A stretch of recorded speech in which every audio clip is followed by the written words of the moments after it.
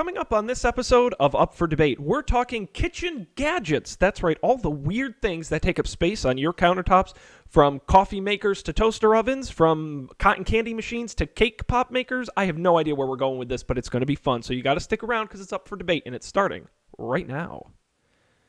This is Up for Debate, episode number 76, recorded March 9th, 2017. Kitchen Gadgetry. Hello, everybody, and welcome to this episode of Up for Debate, the show that is here to talk to you with two hosts you can actually see now on video. Wow. I'm Sean Jenks. He's Matt Mariani. Matt, how are we doing this week? Well, we're doing all right. I mean, ready to talk about kitchen gadgets and see what I know about kitchen gadgets and what you know about kitchen gadgets. Matt, I have a feeling, and this is just a feeling, we'll have to prove it. I think we know more than we're letting on. I think we're pretty knowledgeable. We're going to find out a couple things first. I want to remind people of a few things. One, Matt's video is back, and it looks like HD crisp. It looks great. So you should go to upfordebate.tv/subscribe, get the link to our YouTube page there. Check us out in HD video. It looks great. Check Matt out. And also tonight, fun fact, count how many times I blow my nose because I'm battling a cold. And it's so fun game at home. Drink every time you see me mute my mic, grab my box of tissues. I was going to say, we can make it a drinking game. And see how many times I blow my nose. I've had many colds in my life, Matt. I've never had a runnier nose than I have right now. So this is going to be exciting for the fans at home. Fantastic. Well, if it helps at all, I can't tell. And I'm on the other side of this microphone. That's very kind of you, Matt. I appreciate that. Number 2 on my list of things to let people know about, we're still looking to give away a tote bag, an Up for Debate tote bag. It's fantastic, high-quality tote bag. I'll ship it to your house for free. How do you win? You got to give us an idea. We're looking for ideas for episodes, and it's easy. All you got to do is either comment on our Facebook page, call into the phone number, leave us a voicemail, or call in live. You can send us an email at upfordebatetv@gmail.com. Tweet at us at upfordebatetv on Twitter. Any way you do it, we're going to count it. You'll be entered into a drawing to win an Up for Debate tote bag, and we're going to keep running that for a little while. So please participate. We want your ideas because they're usually better than ours. That's right. That's a known fact. It's pretty scientifically proven. I think so. Matt? Sean. I want to talk about something we haven't talked about in a little while, and that is our Winter Movie League, Matt. Did you forget? That's still going on. That's right. You did forget. I forgot, too. Because we got kind of in the doldrums there for a little while. Well, Matt, we've entered March, and our final movie in the draft just came out. Logan. Mm-hmm. And that means no more movies. However, the draft's going to run through the end of March to pick up any additional movies. Who had Logan? That would be Mike. On their roster. Mike did? Mike did. Yes, he did. Our final movie, Matt, would you like an update on how the standings are right now? I sure would. All right, Matt. Give me that fresh update. In sixth place with 138 million is Dan. Although that number is going to change because he still owes me a replacement for God Particle, which got pushed back into later in the year. So it'll go up, but I think he'll still probably be in 6th. Mike is in 5th place with 384 million. Colby is in 4th with 573. Sarah, a close 3rd, 603 million. Phil is in 2nd, 642 million. And number 1 with a mind-boggling 763 million is none other than Matt Mariani. Mind-boggling. Well, it's really not because I got over $1 billion in the summer draft. But hey, look, we're not. But who's counting? We're not. But congratulations, Matt. You're cruising your way to a first place victory. I really don't think there's any chance at all Phil can catch up. No. I've been working on my Phil Lopez accent. Would you like to hear it? I literally cannot think of anything else on the planet I want to hear more than that. All right. Maybe this will help you get over your cold. I think I've perfected it. All right. So here's Phil Lopez. He sounds a little something like this. All right. How does it go? Oh. Well, hello there, guys. My name is Phil Lopez. I'm in the movie draft. Have you met? Are we talking? Is this like a different Phil Lopez? No, no, no. Is it like a guy This is from like our work? friend Phil Lopez. This is what he sounds like. I don't. Hey there, Is he a I'm Phil used? Lopez. Is he a used car salesman? Well, hey there, folks. Phil Lopez here for Lopez Toyota. We got over That's what he 2,000 sounds vehicles on the lot today. like. You want to go to Boston Market and get some chicken? I kind of like that better than Phil's real accent, actually. Hey, Hey, hey, hey. you guys like Cooking Mama? That's one of my favorite games. I love Janis Joplin. She is just the greatest. She's a special lady. Yeah, I've been working on that for a while. I hope Phil is listening. I think it's a good one. I had to listen to like tapes upon tapes of Phil Lopez talking in order to just get that just right. So It's it's really like I good. know it's like he's here. It's like he's sitting It right was next to me. spooky. It was like, I Mhm. hope you only use your powers for good. It's like I channeled Phil Lopez's actual voice. Very odd. Well, thank you So for debuting that, Matt. I like mhm. to think of it as you trolling him for his second place loss. It was a valiant effort. I mean, Rogue You did. One. Yeah. Hey, look. Honestly, as I said before, because he only had 3 movies. He had Rogue One, Arrival, and The Founder. If he had just budgeted his money outside of Rogue One a little better, he could have won. Rogue One really just destroyed everybody. But as I said, Matt, you're competent. You had four of the biggest movies I don't know how I got away with of that. the. Everyone was asleep. I really don't know what happened, especially because La La Land ended up being the third best value in the whole draft because you only paid $10 for it. It got 146 million off the Oscar buzz. So that plus 3 big tentpole movies, staggering to me. Staggering to me. But the problem is, and we'll learn this as the years go on. But the winter draft is very different from the summer. You have to have totally different strategies because you have fewer movies making a lot of money. You have different types of movies coming out. You have mixing in the award season stuff where Manchester by the Sea ended up making a little more than I thought. La La Land ended up making a lot. Hidden Figures actually ended up being, as of today, the best value in the draft because Sarah only paid $10 for it, and it made more than La La Land. I was just going to ask. Nobody which was the nobody would have guessed. Nobody, I wouldn't have best guessed. value. That and then Sing actually for Colby is in second place in terms of value. And that actually, I think, outside of, as I scan down the sheet, outside of Rogue One, it's the highest grossing movie of the winter was Sing. So you really have to have different perspectives between the summer and winter, and I think we're going to kind of come to learn that a little better as time goes on. But as I said, this will continue through the 31st of March, where we will officially crown the winner. But as of right now, Matt, it looks like smooth sailing for you. Fingers Congratulations. Fingers crossed. Oh, I'm gonna beat Matt. I'm gonna win all kinds of money. My movie's gonna box office bonanza. Money, money, money. I'm Phil Lopez. Phil Lopez. Yeah. All right. Very good. You got me all excited here. All right. That's it. If you want to follow along, it's upfordebate.tv/movies, and you can follow along. The sheet's updated every week. Or follow us on Twitter at upfordebatetv. We tweet when the updates come out, so you can follow us there too. Matt, kitchen gadgets. Oh, one other thing. If you're listening live, you can call in and participate with us. 508-644-TECH. That's 508-644-8324. Call in and join the conversation. Numbers right there on the bottom of the screen for you. It's really under Matt, but you get the idea.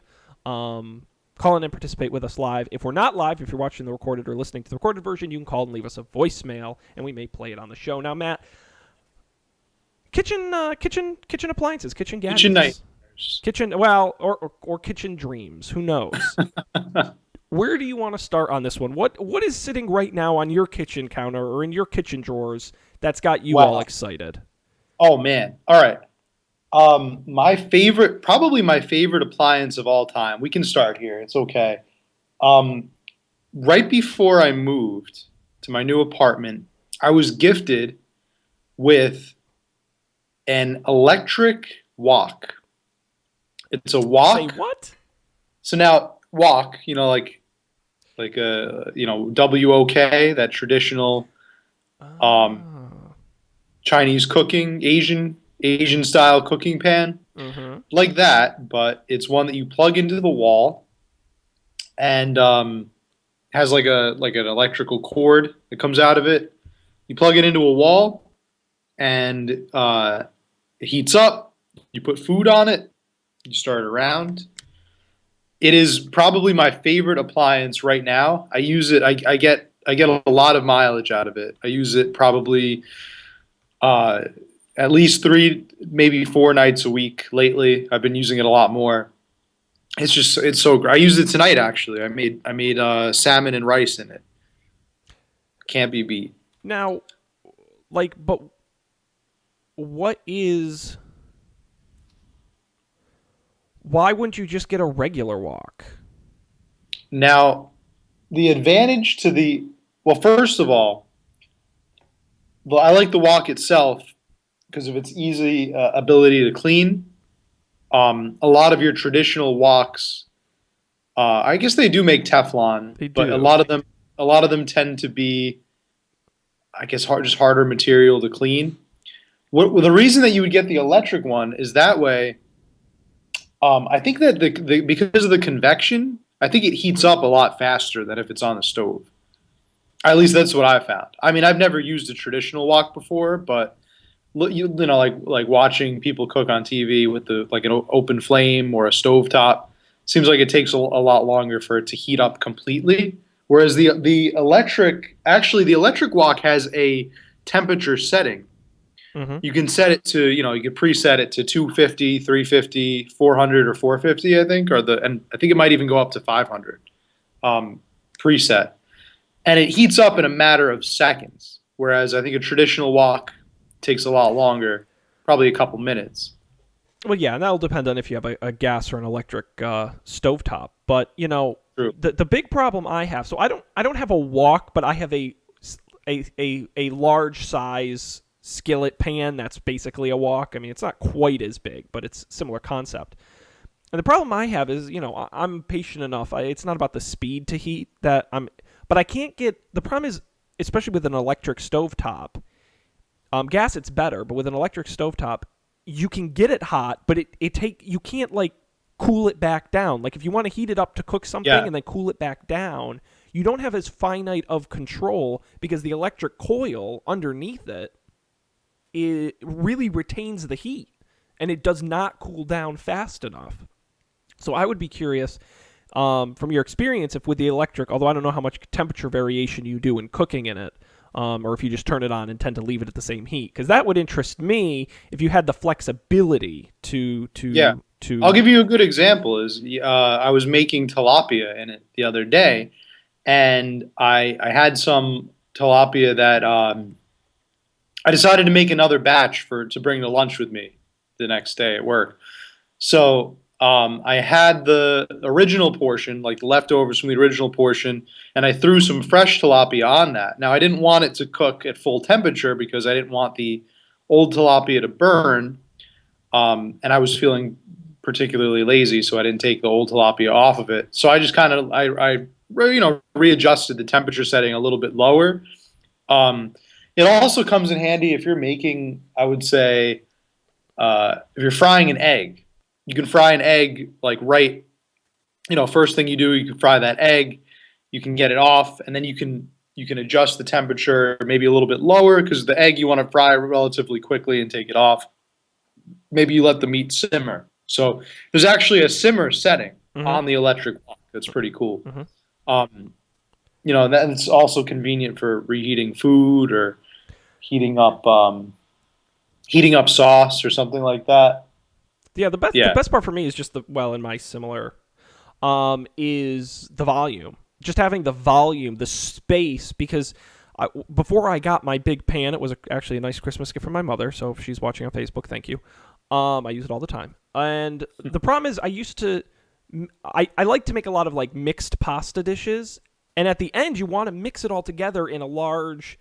I never used to have that, so I used to have to like jerry rig something. So when you get that big pan, it's really great to be able to combine a lot of ingredients at once. I'm a big fan of the concept of one pan cooking, which is a thing I guess I've read. I don't know how to find out. But that's where you use the same pan and you add the ingredients as you cook, and instead of cooking them separate and then adding them, you cook them as you go through the process. But you need a big pan to do that because you just keep adding stuff. instead of cooking it in separate pots and then mixing it in on your plate or something. So Yeah. It's interesting. It's actually, I think, a little bit of a kind of a throwback concept. I think a little bit the sort of self-heating wok, or the self-heating sort of. There's another name for it, and I can't think of what it is. The smaller version where it's kind of an electric pan. If I understand correctly, was quite popular back in the 60s and the 70s, and kind of faded out. But I think it is making a bit of a comeback. And I think it's, as you mentioned, a lot of it is the temperature control. These electric stovetops, I used to have gas in an old apartment of mine, and I loved it. I so wish I had gas back because that doesn't sound right. But you just have such control over. Well, the heat is instantaneous because it's a friggin' flame. You have to wait for the coil to heat up, but also B, you can turn it up and you can turn it down, and you have a lot more control. Yeah. Versus electric, which I think makes it a little more difficult. Yeah, back in my parents' house, they have a gas stove, and I miss that sometimes when I'm cooking. Here, I have an electric. The control of the flame is important, but I think the first part to me is it matters a lot more. Is that it takes a long time to heat up. And I never really fully appreciated a gas stove until I had to heat up those coils, and they can take a long time, especially if you're trying to boil water. Boiling water is a pain in the neck with an electric stove. So I agree. Cool. Yeah. So what's on your kitchen counter, Mr. Shaw? Matt, part of the problem with doing this episode is that you were going to get me to buy a bunch more crap for my kitchen because I am like. So what happened is So I lived home for a little over 2 years before moving to Houston. And in that time, I gave away or didn't track a lot of my kitchen stuff. So I bought a ton of stuff when I moved just because I didn't have any of my old stuff. And it's so much fun to go figure out and see what's out there because I was actually in Williams-Sonoma over the weekend. I was at a mall, and I never buy anything there because it's outrageously expensive. Yeah. But just the ideas for stuff they have. Yeah, exactly. It's fun to get ideas there. It's Bed Bath & Beyond is very similar, where it's like, who needs a snow cone maker? Like, who makes enough snow cones? They need a dedicated. That's one of my favorite gimmicks is like the single use appliance where it's so specific, like a cake pop maker. Like it's maker, so specific. Why would you, or a donut maker? Like why? And I'll even go one step further. Is there any way? Can you justify a panini maker? You can if it's got because you could just get a George Foreman. I have a George Foreman grill, and I make paninis in it all the time. Do you actually? Let me ask you, because this is a good topic of conversation. Because I was thinking about getting a George Foreman. So good, I can ask you, because I don't cook meats well, like slab style of meat, steaks, pork chops, things like that. I'm getting a little better at it. But I thought getting something like, because I can't have a grill in my apartment, I thought having a George Foreman type product would be a good idea. The answer is yes. Yeah, that would be a fantastic idea. I love my George Foreman grill. That second to the electric wok. That's your big. I would say is my George Foreman grill. I'm a fan. Make burgers in it. I make steak in it. I make pork chops in it. It's an absolute blessing, that George Foreman grill. But you got the one with the swap out plates, right? Make grilled cheeses. You can make hot dogs. But yours, you swap out the plates, right? You have a flat plate and or do you make grilled cheeses with the wavy? And there's a ridges wavy plate. I prefer the grilled cheese with the waviness to it. I don't know why. I think exciting. It's a little bit of a novelty. Actually, I don't know. The only thing I've ever swapped them out for is maybe the steak.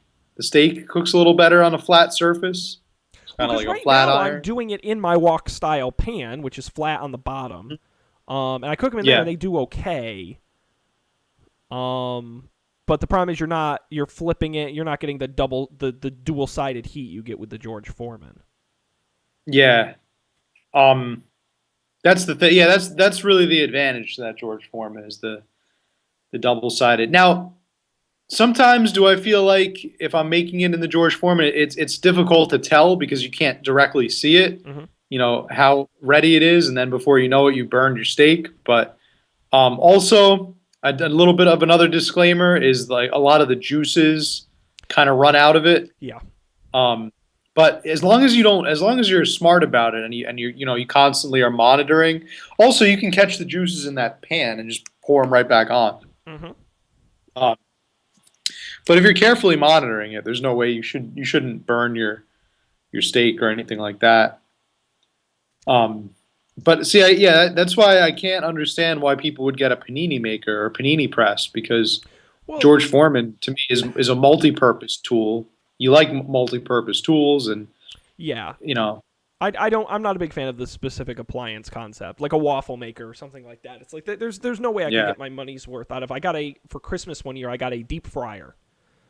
It's a Mm. small. We used it at my Super Bowl party you were at a few years ago. Hmm. Very small personal deep fryer, and I never used the thing because it's like so impractical on a daily Yeah. basis. So I like appliances you can use a lot. That's why I like your electric wok or the George Foreman.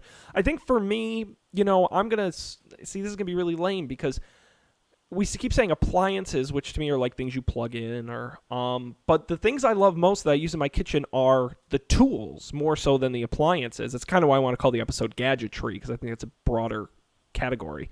Um, Yeah. but I've really spent a lot of time collecting a very strong group of kitchen tools that I didn't think I needed. Turns out I definitely needed. So tongs, great kitchen tool. Didn't realize how great tongs were. When it comes to flipping meat, mixing pasta dishes, really cooking almost anything of size. Totally use tongs. Tongs are great. Yeah. Uh, Tongs can be a game changer. they can. Big thing though. FYI, pro tip for everyone out there. If you use nonstick pans, get the silicone ones. Don't metal on metal will ruin your nonstick pans. That's a lesson I learned. Because you will scratch them and you will ruin them. Same. Don't put them in the. Careful what you put in the dishwasher. Because I ended up ruining a bunch of pans that were not supposed to go in the dishwasher, and the finish got taken off of them. So don't do that. You learn from your mistakes. Yeah. I have a juicer, just a squeeze citrus juicer for limes and lemons. That's great for cooking when you need lime juice. A zester for when you need, your lemon zest and your lime zest. It's all those sort of you go into Target and they have the big wall of them. And it's like, you kind of look through like, oh, do I really need that? It's like, yes, turns out you do need those because it makes your life way better when over time you collect all the little gizmos and all the little hand tools. I would say the other thing is knives. But yes, Knives? go ahead. I don't want to pull the. I was just gonna say I feel like the zester is one of those things that you never think you need, but there are a surprising amount, a lot of recipes that call for lemon zest or lime zest, and you kind of just overlook it because you're like, well, what the hell? I don't have a zester, so I'll squeeze some lemon onto it, or I'll squeeze some lime. Well, easier said than done. Well, A zest solves that problem. and I would say 80% of people don't need a zester. I'm not going to tell you every kitchen should have a zester, but what I'm saying is No. if you use it once, you'll use it 100 times. That's the idea. And even if you use it once a month, it makes a recipe so much better that it makes it worth whatever the cost is to buy a zester. So I think that's what I've enjoyed is picking up the tools as I've needed them, as recipes have called for them, and I'm like, oh shit, how am I gonna do that? Or I didn't know I needed that. And that's been really great. And then once you have them, you have lots of opportunities to use them. I do like going to the Bed Bath and Beyonds of the world and just looking at a really good whisk. But Yes. don't get a $5 whisk. Get a $15 whisk, and you'll be very glad you did because it does make a difference. Now, would you say do you use a metal whisk or are you a rubber plastic whisk kind of guy? Well, I use a metal. Because I have both. I kind of alternate. For me, Use metal. I don't think, to me, it's not about the material. It's about the stiffness. A lot of the rubber ones I've used, they tend to bend and flex. And to me, I don't think it whisks as well. I have no proof of this. But I think with a stiffer one, whether it's metal or plastic, you really get that going. That's another thing too, mixing bowls. Love mixing bowls because Yeah. the deep ones where you can really go at it, and when you're chopping stuff and you got to mix it all together and let stuff sit, great for whisking eggs and other things because you get the big bowl and you can really go at it. Yeah, no, I love my whisk. Actually, Yeah. I was home for the holidays back in Massachusetts at my mother's house, and she had such a shitty whisk. I went out to Bed Bath & Beyond and bought her a metal whisk, and I'm like, it's about time you have a real whisk because it just bothered me so. I guess maybe I'm a little spoiled, but That's definitely a game changer, like a whisk versus, I mean, I guess a substitute would be like a fork or something like that. A whisk is just, especially if you're baking, if you're a baker, you gotta go with that whisk. yeah, you gotta go. There's really no And that's one thing too is, again, nothing like aerates so perfectly as a whisk does. well, and it's like with everything in cooking, it's about how deep into it you want to go. Because, like I said, if you're a serious baker, like you need more than a whisk. You actually need like a KitchenAid mixer. Like you need like a legit professional, with the big bowl and that goes around Yeah. the desk, the countertop ones. But I'm not to that level, so I'm gonna stick with my whisk and my hand mixer, as needed. I do want to give a shout out at this point in the show, Matt, because of where I find most of the kitchen stuff I buy. And there's a great website, I don't know if you've seen it before, called The Sweet Home. Have you heard of this? Yes, I have heard of it. I've been on there. It's becoming all the rage, The Sweet Home, and they It's a have great rated every kitchen thing you'd ever need. Like even stuff you don't need, they have scored it. And I buy pretty much all of their recommendations, and they've never steered me wrong. So that's a mini shout out to those guys. If you're looking for a whisk, I'm sure they have one. I know they wrote like an 8,000 word piece on spatulas, so they are very detailed. So I highly recommend checking out their picks. Their knives picks are amazing. I bought all the knives they recommended, and I have not been disappointed. And by the way, they kept me from buying the knife set. Because that's their big recommendation is like, don't buy the block with the 18 knives in it because you really only need 4 of them. Just go buy those 4 knives and buy nicer ones of those instead of spending the money on the set. And I'm so glad That's I definitely did that. it's a smart move. Yeah. And the Sweet Home, another thing is they don't just have recommendations for cookware. They have some great recommendations for all kinds of things you need. Cleaners, coffee makers are on there. For your home, do they do for your furniture? bathroom, for Bedroom, they actually just did a couch pick. If you're ordering one online, mattress, they really anything you in your car, anything you can imagine. And then also the Wire Cutter, which is their sister site, is all electronics and all their computers and TVs and all that kind of stuff. So really, and they're always adding new. They're always adding new on. Don't panic. I swear all the time I'm picking the stuff I've bought from them because it's really fantastic. I can only think of how much money I've spent on their recommendations over the years. Yeah, I was looking at a Dutch oven they have on there, which I guess can kind of about this. bring us to our next topic. Yeah, I'm really considering buying a Dutch oven. I don't know if I've heard really mixed things from people who have owned Dutch ovens. I feel like it's something you either really you love it or you hate it. I don't think there's much of an in between for Dutch ovens. I've talked to people who tell me the Dutch oven is that their number one kitchen appliance. They use it all the time. They always have something cooking in the Dutch oven. It's great to like keep food warm as well as cook in it. They tell me that they braise things in it, and you can steam. You can do it's a multi-purpose tool. Alton Brown, one of my kitchen idols, is a big fan of the Dutch oven, and he talks about it on his show frequently on Good Eats. But then I also have people I've talked to that are just like, oh, I used it once. It made so much smoke in my house that I never used it again. It takes all day, and it makes the house so hot, and It's a disaster, so I don't use it. I don't really know. I'm kind of on the fence on this one.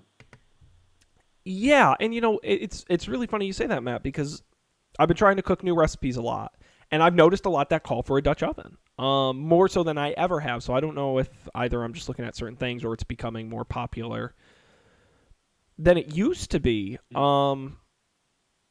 But I just don't. My concern is I own really no ceramic cookware. Everything I own is metal. Uh huh. And so I'm just not as familiar in. I'm sure there's a great use case for it. I'm sure people who own it love it. I just wouldn't know how to use it, you know? Right. Right. I mean, I guess I already own a crock pot, which we could talk about next. Oh, sure. So I don't know. Like the Dutch oven is, like you said, I am noticing more and more recipes that call for a Dutch oven. It seems to be enjoying a hype in popularity at the moment. Um, I don't know. I kind of like the Dutch oven. But with the crock pot, I don't know. I don't use it that much. I thought I would use it a lot more. It's one of those things that I bought with the intention of maybe using a lot more. I don't know why. I haven't really gotten a lot of mileage out You of know, it. Maybe it's because it's kind of hard to clean. I have such a beef, I'm not a fan of cleaning it. such a beef with the slow cooker, and here's why. Before I got one, so, well, first of all, let me tell you a little backstory. My grandmother, Grandma Flo, very nice lady. She, for some reason, got in her old lady mind, Sean should have a slow cooker. And she, for months and months, and I swear God, it must have been a whole year, she talked to me about, oh, Sean, you should get a slow, oh, Sean, you would love a crock pot. I'm telling you, you just put all your ingredients in before you go to work and you get home and dinner's ready for you. It's great. A year, she wouldn't shut up about the slow cooker. And right before I moved, she handed me a card, a goodbye card. And I opened it up, and inside there was, what was it? It was a slow No, there was about $40 cash and a note. Go buy yourself a slow cooker. So I did, and I went, and Flo bought me a slow cooker. That crazy lady. It's not convenient. Like I did try that. I actually tried that one day. I said before work, I will put the ingredients in, and then I'll come home. No, it's not. It's not any more not convenient. pennies. Like that argument, It's like if you want to talk to me about a slow cooker being a unique way to cook food or certain food cooks better slow, I'll agree with you. But this argument that a slow cooker is somehow time saving or is convenient or is a better way to cook is bullshit. Like it's not. It's not, because you still have to do, what is the most time consuming part of cooking? It's not the Is cooking the part. prep work. It's the prep the part. prep. And you got to Yeah. prep stuff, I would argue, even more before you put it into a slow cooker. Yeah. So, That's my beef with it, I guess. Is like I never wake up early enough in the morning to throw the ingredients in. And I think if I really was optimistic and if I was really ambitious about it, I would have all of my ingredients separated into separate Tupperwares. I'd put them in the refrigerator the night before. But that's so much why? time. Like, why exactly? Like for a meal? All right. I will say this about the slow cooker. It makes sizable portions, so you can have leftovers for a long time if you use it right. That being said, I haven't found the greatest recipes for it. I think everything kind of comes out tasting the same or similar because you're using a lot of the slow cooker recipes, if not all of them, seem to use broth Mm-hmm. or some type of stock, whether it's Absolutely. chicken stock or beef stock, and that kind of makes everything taste the same. I don't know. So it all comes out with this like briny, salty taste, Yep. as far as Well, 'cause I've it's the encountered. the part of cooking that is best supported by slow cooking is some sort of meat or vegetable soaking in flavors which have to come from somewhere, like a stock. So you're right. I mean, that to me is a primary. You cook everything in some sort of sauce or soup. And over time it cooks in that liquid. You can't put something in there dry because it's just going to get warm. It's not going to cook. The liquid is what cooks Yeah. it. So I agree. I only ever make 2 recipes in mine. Was it peppers and onions and sausage in tomato sauce, on a hoagie roll, and then I have a great recipe. I'll have to share it. Which is you do chicken and you cook it in there, and then you shred the chicken. Then you put in the water that the chicken cooked in. You put in rice and beans, and then you put the shredded chicken in there with a bunch of seasonings, and then you put that in a tortilla. It makes a burrito filling. Very good. Fantastic. Yeah, that sounds great. But it's so hard to get good crock pot recipes, I think. I've tried pulled pork. I've tried pulled chicken. I've tried chicken marsala, not marsala, chicken tikka masala, which is actually probably the best thing I've made in the crock pot because it's the only thing that didn't come out tasting like the brine or the stock. I've made chili. Chili is good. Yeah. The chili, Oh, like anything that chili is your poster child for slow cooker. Yes, absolutely. Chili is what will sell countless slow cookers right around the autumn, the fall season. Yep. Oh, I got to get the slow cooker so I can make chili for the game. Like, yeah, that's really why you buy it. They should just call it a chili cooker. I mean, and I bet they'd sell just as many. Yes. So I don't know. I've kind of fallen out of love with my slow cooker, my crock pot. It's also big and heavy too, which is kind of like it's not. It's extremely inconvenient. It's hard to clean. It's probably it's one of the more difficult appliances to clean. Not a big fan. So yeah. So on the over, under, or appropriate scale, we're saying it's overrated. It's way overrated. Oh. Yeah, we haven't done that scale in a while. Yeah, overrated. No, we abandoned that a while ago. My electric walk. See, you've seen Star Wars. Now you get the joke. Although I did know what that was before I saw it, though. For the record. Sure, you did. My Ewok is probably underrated. I would say that's an underrated appliance. The electronic wok. I think everybody should own one. I really do. I think that it's wonderful. I love my wok. So it's so easy to clean, so versatile. You can make so many different things in it. Things that you wouldn't have even thought. You can do pancakes. You can make pancakes in the wok. I would have thought any flat hot surface you can make pancakes. You can make pancakes on the sidewalk. But everybody, I guess we kind of like stereotype the wok as like, oh, it's only good for making rice and meat or vegetables and rice, like rice, anything with rice. But you could just do so much, and you don't even really make what rice in it. You would like throw the rice in to heat up and like fry, like fried rice. Well, but if you think about it, any pan that has a sizable flat bottom with sizable sides, you can literally cook anything in because it's both a pot and a pan. Yeah. But it's just really, I think it's really good for cooking breakfast, especially. It's really kind of like a griddle, but it's like a bigger griddle. Like you can make multiple different like eggs and pancakes. If you're really skilled at it, you could feed like 10 or 12 people on your wok. I would like to see you at one do time. That, Matt. I'm being honest. I really. Well, I'm not skilled. If I was skilled, I said a skilled person. One who's well trained in the wok, the arts of the wok. That would be it's too awesome. funny. But see now, so then you don't need a standalone griddle. You don't. No, I have one. I barely use it because I just go for my wok. Because I have an electric stove, so it takes too long to heat up. It's really kind of out of necessity that I've been using this wok so much. Yep. Yeah. Now, are we ready for the most exciting part of the night? Oh boy. The part where we talk about the coffee makers. I didn't know that was the most exciting part, but sure. Okay. Absolutely. Well, let's do it.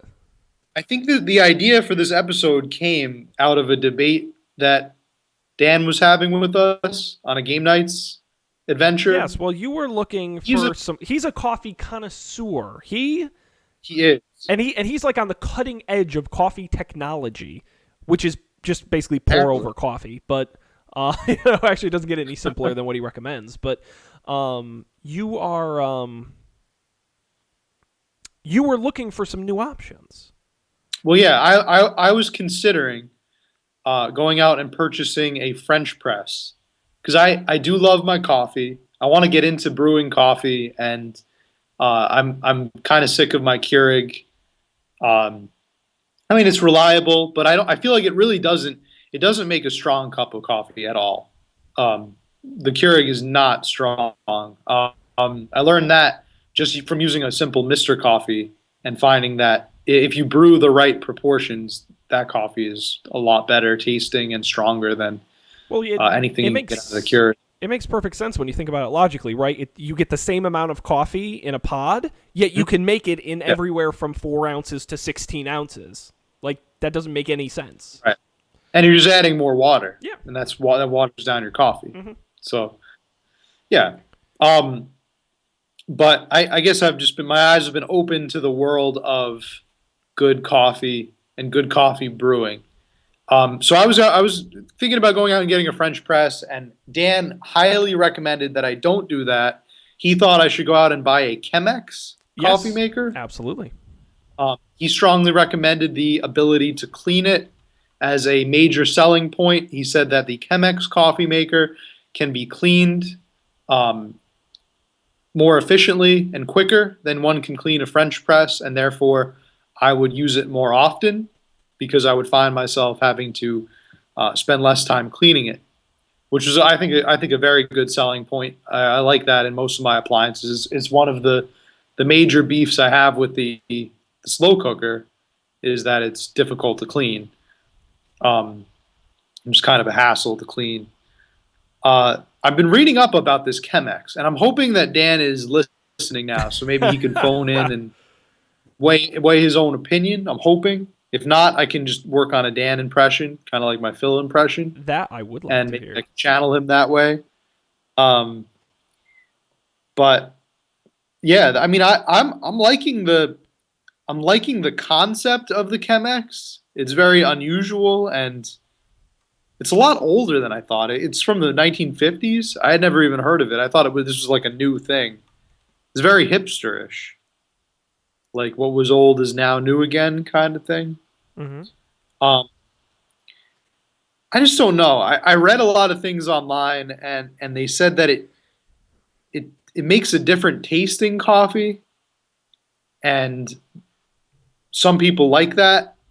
I don't know. I kind of like my coffee to taste like coffee, but then again, I've never tasted a coffee from a Chemex, so I don't know if maybe well, I'll like that I don't better. think it's that radically different. But like, you don't put like a lot of crazy shit in your coffee. No, I drink it black every time. Okay. I'm a guy. I really like the taste of coffee. Okay. Then yeah. Then this probably is a product for you. I mean, it literally pour over coffee is just hot water poured over coffee grounds. Like it literally doesn't get any like simpler. That's it. Right. Um.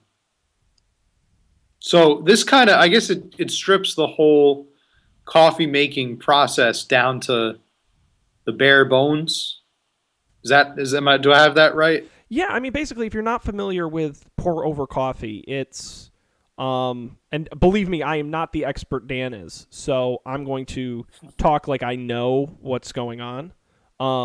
But it's literally and actually, Sweet Home has a great breakdown of options and some recommendations. But you literally, the trick is you have to heat the coffee some way um other than the because it's not like a Mr. Coffee or Keurig where it heats the water inside of it. So you have to heat the water on the stove or in like a kettle, right? But all you do is you just put it's a filter coffee in the filter, and then you just pour the water slowly over the grounds, and it drips. I mean, it's drip coffee basically. It's your Mr. Coffee. Yeah. The only difference is that it's not heating the water in the machine. It's heating the water separately, and it just is a little simpler. But it really is just drip coffee. The only difference is you're pouring it directly into your cup. So it's not sitting in a large pot. It's not being warmed over time. You're getting it right from the grounds. Right. The filters were different too, right? Some of them can With be. the It depends on which one you get. Like the Chemex does custom, but some of these do use standard cone paper filters you can get anywhere. Just depends on which one you buy. The other trick too is, Matt, if you're a real serious guy, then you got to get a grinder and you got to get whole bean and grind it yourself. You Oh know, wow. I don't know if I'm that. and if you I'm go, not at that level yet. I don't know if Dan, does his own, grinds his own or not. I would be curious. We'll have to ask him. But Yeah. but but that's like the next when you start talking moving up in your coffee badassery, grinding totally. it yourself, and then you I'm not actually nowhere near there yet. you're supposed to get like a scale and actually measure the weight of the coffee, like to the decimal point that you put in. I'd like to do that someday, if not just to experience what it would be like to have the perfect cup of coffee, Mhm. like the one that has just like so much caffeine that it just sends you on like a caffeine fueled journey for like a couple hours where you're just like, oh shit, like I don't know where I am, but Nirvana. I'm on some kind of like alternative, like there's Mayan dancers all around me, and like Shit is going like down. they've given me the gift of caffeine of the cocoa plant. Like I have unlocked the secrets. Oh yeah, I mean if you're hardcore, like you get out a thermometer and you measure the temperature of the water to the exact degree. I mean Yeah. you can really go So insane. someday I'd like to get on that level, Well, but I would say pour over I just coffee don't is have an the time. a good easy way to get started with that. Because really, you just got to Yeah. buy the pour over equipment, which is like under $30, $40. Um, Hmm. you know, if you can get if you know whole bean coffee that's freshly ground, that's good. If not, get ground. The only thing is you also got to get a kettle with it because you got to heat the water Right. somehow. So if you're willing to pick up those things, yeah, I think that's a great way to start. Hmm. Yeah. I, however, am going to stick with my Keurig, which I am more than happy to admit is weak coffee. It is not good coffee by any stretch, but it is convenient coffee. And you know So what? There's no shame in that. It's the same reason why I will never get mad at somebody for going to McDonald's. Do I think there are better burgers? Absolutely. Do I think they should go there? Probably not. But you know what? There's also a McDonald's within 30 feet of you wherever you are in the U.S., so I can't, it's a give and yeah, take. can't fault Options for people. different people. I totally get why people would do pour over. I think that's cool. I'm impressed with people who do that. I'm not going to do that. That sounds like a lot of work. Plus, I put so much friggin' French vanilla coffee mate in my coffee anyway. I couldn't tell the difference. I bring a thermos. I should have grabbed it. I bring a thermos to work so large, it takes me 2 K-cups to fill it. Wow. And it's filled with creamer. So forget about it. Not for me. Not for me. It's So you crazy. basically just drink creamer shakes. I do. People make They're fun of just me like all the time. The coffee. color of the coffee I drink is like white. It's bad. It's really Basically not milk. good. And it's not coffee. But eventually I'll get over it. When I go over to Europe, I hate it. When I go over there for work, because the coffee probably is the so better- real. Coffee. Yeah. And when you go, at the hotel they have breakfast or at the office, and they're like, "Oh, can I get you a coffee?" And the first time I went there, I was like, they're like, "Oh, what kind of coffee do you want?" I'm like, "Standard." And they're like, "No, what kind of coffee?" They meant like a cappuccino or or an espresso Yeah. or a double shot. And I'm like, "Just you don't have black coffee?" And they're like, "No, Slightly roasted. we don't Yeah. have." They got the little tiny 90% cups. cream. Mm. Yeah, not fun. So Yeah. no, I'm gonna stick with my Keurig for now. But I wish there was something. I keep debating. So here's the question I have. Since I do use 2 K-cups to fill my mug, I keep debating if I should get a drip coffee maker like a Mr. Coffee, because you can make more at a time. And I just haven't been able to pull. It's also cheaper, by the way. I mean, the K-cups are not a cost-effective way to make coffee. They're not. No. But the problem They're is, not very good for the environment either. I would end up keeping both, because then on like the weekends when I make a single cup at a time, Mm-hmm. I don't, or like in the evenings I might have a cup of decaf, but I have 1 cup, which the Keurig Yeah. is great for because it heats a lot faster and it brews a lot faster. So Yeah, I really think like a Mr. Coffee is kind of good for like a workplace setting. It's good to because like if you're gonna like pull an all nighter or something, or if you're like working on a special project with your team, then maybe you put on a pot of coffee, um, that kind of thing. But I'm kind of like you. If I come home, I'll have like one maybe in the late afternoon just to get me through Hmm. till bedtime, and that the Keurig is really great for that. The French press or the Chemex, I could see myself using that on the weekend, Well, and like that's the like great a part about Saturday or it. Sunday morning, like really good cup of coffee. Just use it whenever you Like want. I It want doesn't have to to be an wake up and everyday read thing. the paper kind of morning. Yeah. The problem you're going to have is keeping fresh coffee in the house. Hmm. Because pre-ground is going to last a little while, but like really good coffee isn't going to. So you're going to have to kind of True. balance that out. But yeah, I think coffee is an exciting. It's kind of like beer, where with all the different flavors and opportunities to try different things. I think there's really no reason not to, Yeah, it's unless very you're like me and you don't like it. customizable. Yeah. I agree. Now, Matt, I wanted to talk um, about another kitchen gadget that I can't live without, and it's going to surprise you. Okay, I'm ready It's for it. because I was sitting here thinking, like, what in my kitchen? Because I really don't have a lot of like appliances, like plug in the wall type appliances, just because I don't use that many.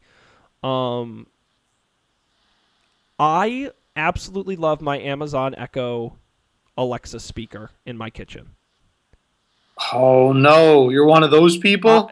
yes, and don't. You know the CIA is listening to everything that you're saying I live to it, alone. right? I don't say anything. And Matt, you say that now. Wait till you get here and you can tell my lights to turn on and off, and you're gonna get real excited. I'm telling you. You say that now. Can you do it right now while we're talking? Well, let's Do see. you have your Lexus with you? See, so this is great. So I have 3 lights here, but only one of them is a smart bulb.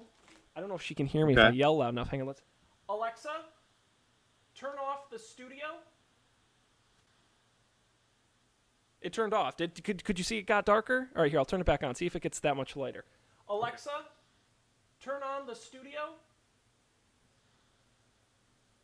It did turn on and off. See, the problem is you can't tell. It did. I It can't did. tell all, The, but the, all the, right. the, I'll take above your light word isn't, for it. isn't a smart bulb. But anyway, it's Huh. fantastic in the kitchen. Like, that's what's great about it, is because I use it primarily for 2 things, right? When you're in the kitchen, what's the problem? Your hands are all Messy. gross and wet, and you don't want to touch anything. For playing music and setting timers, Alexa is like the perfect kitchen companion because Okay. I go in and I usually almost say the same thing. Alexa, play my 90s rock station, and she puts on Pandora, and it's Third Eye Blind and Goo Goo Dolls and Nirvana and Pearl Jam and a mix of all that.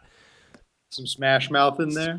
Absolute. Are you? Of course, Smash Mouth is in there. And so, and what's great is then you could say, Alexa skip or Alexa pause, or you say all these things. And by the way, I'm sorry if anyone out there is listening to this and their Alexa speaker is going off. I apologize.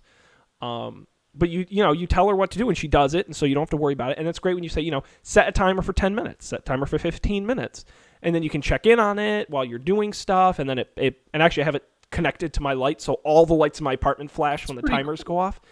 It's honestly a really awesome kitchen tool. I'm Yeah. surprised. I use it more in the kitchen than anywhere else. I would become very spoiled if I had an Alexa, for that exact same reason. I feel like I'm using my phone a lot as a timer, and I use the timer on my stove and the timer on my microwave, and I get them all messy because my Mhm. hands are all messy, and I'm always like fumbling with my phone trying to get my podcasts or my Pandora station on. I get it all messy. I make a lot of chicken cutlets. That's kind of my staple food. Chicken cutlets, like egg breaded and Oh fried, my and god. your hands get all messy. So it's like, yeah, I would totally use that Yeah. in the kitchen. That I surprised me. I guess it's worth having the CIA be able to know everything that you're up to. I'm just But I saying, guess you're not really up to what are you anything hiding? anyway, right? That's what I'm saying, Matt. What are you I hiding? can't see it if And by the way, I will say, if you're going to buy Alexa just to play music and do timers in your kitchen, it might not be worth it. But if you're like me and have the smart bulbs and the smart TV Yeah. and all the other crap you hook it up to, then maybe it is worth it. But I do get a lot of use. It is handy. um, to have that. Now, Matt, we got like 2 minutes left. So, is there anything in the kitchen we didn't get to that you wanted to cover? Yes. Actually, Yes. yes. Yes. Okay. Okay. Yes. I want to know. It would be very interesting if you knew this, Mr. Sean, without Okay. looking it up. If you don't know this, I put it forth to the folks at home to see if they can come up with an answer for this. Sure. This little kitchen conundrum. Do you know the answer, or do you not? I don't know the answer. Okay. Okay. I have no idea. It's the name of a device. Okay, Okay. it's a kitchen device.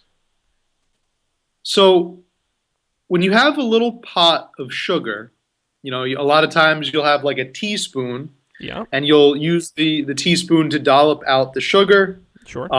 Same thing, if you have any kind of condiment, you'll have like you use a spoon or anything like that.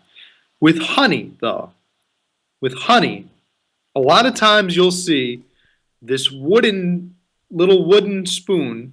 It looks almost like a spoon, but it's not. It almost looks kind of like a little mortar, like a mortar and pestle.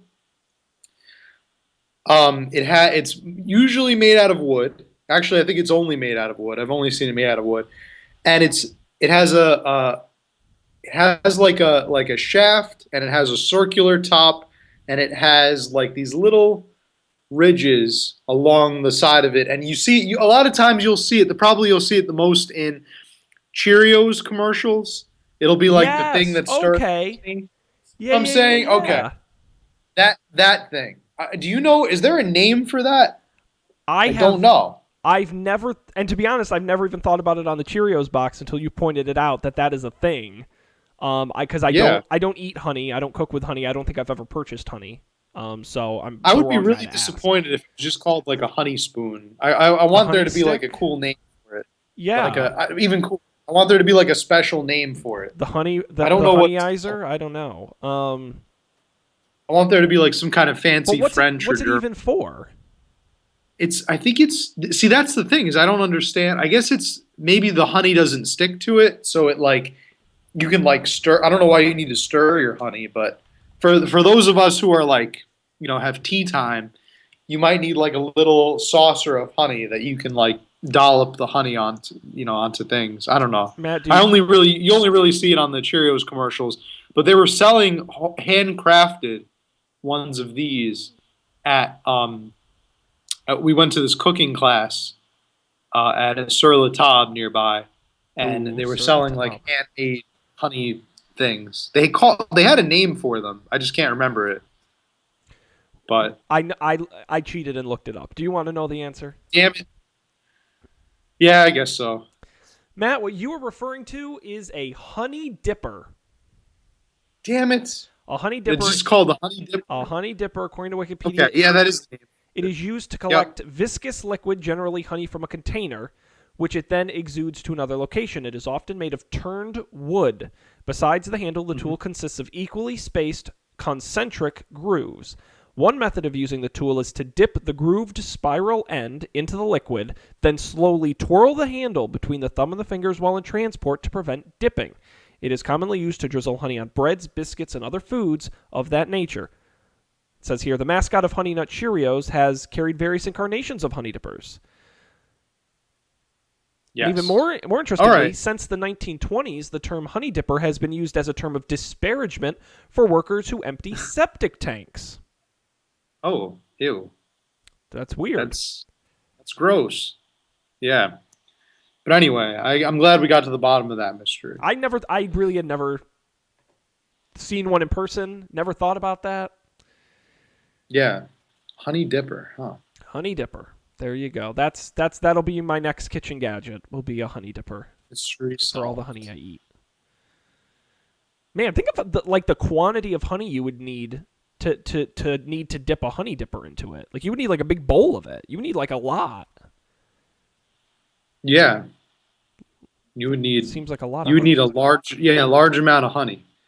I can see how it would be useful for the drizzling part, though, like to drizzle onto your breads or your biscuits. It's kind of shaped in a way that would Well, you kind of yeah. like hold it up. Well, and I So think the ridges and the cuts mm, in it are gonna be conducive to dripping because I think you just had a spoon, it would yeah, kind of just stick to it.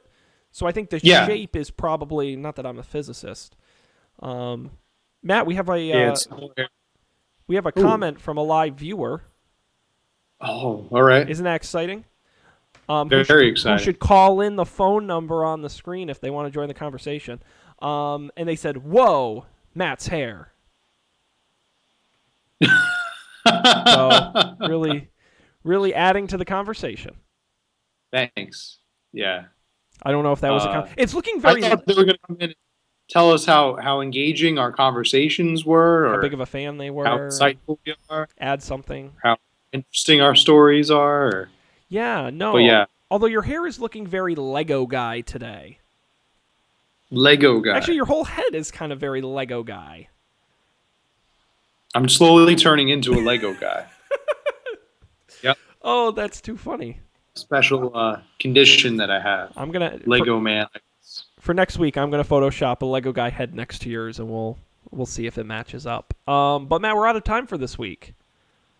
Oh man. Can you believe we talked a whole hour about kitchen appliances? You know, at some point, because I was just on the Wikipedia page for kitchen utensils, we might need to do a follow up where we do one of the like we did for instruments, where we just look at the weird side of it, because there are so many weird, unique, very specific. Have you ever seen the egg slicer with the wires? Yeah, For I used to have one of those. Yeah. but that's weird. Are you talking about like for hard boiled eggs? Yeah, That's great. That's one of the I think that's one of the most underrated but how kitchen often do you utensils. use that? I mean, not often. I don't make hard boiled eggs Well, at that's what I'm all, but saying. Or the in if the I egg ever wanted to, scrambler. Have you ever seen an in the egg I've never scrambler seen an egg scramble. where you can That actually seems it spins the egg so fast it actually great. scrambles it inside of it, so when you crack the shell, it's already No, scrambled. no, Yeah. no, All no, right. no, no. Don't That tell me about yeah, this. No, you seem like the perfect that's so customer for scary. that. No, that's so unnatural. I don't like that. That really bothers me. In the egg Something the scrambler. fact that something like that exists It's terrifies an me. affront If to I ever nature. cracked an egg and it was already scrambled, I would be terrified. I don't know what I would do, but That's I would be fantastic. so scared. I know what I'm getting you for Christmas. All right, Oh, Matt. We'll have to follow okay. up on that one, but we're done for this evening. We're over an hour here, so thanks everybody so much for joining us. Hope you had as much fun as we did. I want to remind everybody about where you can find out more about the show. It would be at our website, upfordebate.tv. It's a good website. Why? It's got every episode we've done, past, present, and future, in audio and video form, and links to subscribe at upfordebate.tv/subscribe. You can get this show. The HD video on YouTube looks great on that big screen of yours. You can also subscribe to the audio version on SoundCloud, iTunes, Stitcher Radio, Google Play Music, TuneIn Radio. Really, anywhere podcasts are available, we're there. And of course, you can contact us at Up for Debate TV on Twitter. Follow us there. The email, upfordebatetv@gmail.com. And of course, the phone number, 508-644-8324.